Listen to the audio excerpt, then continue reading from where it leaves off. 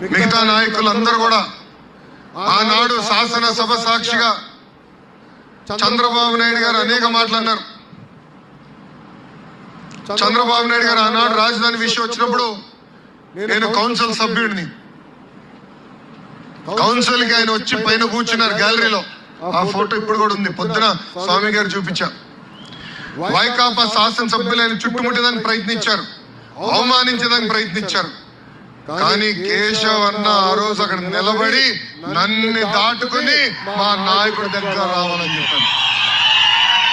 మాటలు తక్కువ చెప్తాడు, ఎక్కువ మాట్లాడు, కానీ నిలబడ్డాడు. స్వామి అన్న నిలబడ్డాడు. మన బోలా శంకరుడు ఉన్నాడు, రెవెన్యూ శాఖ మంత్రులు అనగానే సత్యప్రసాద్, ఆయన కూడా ఆ రోజు ఎంత ఇబ్బందులు నిలబడ్డారు. అందుకే పార్టీ ఈరోజు వాళ్ళ రుణం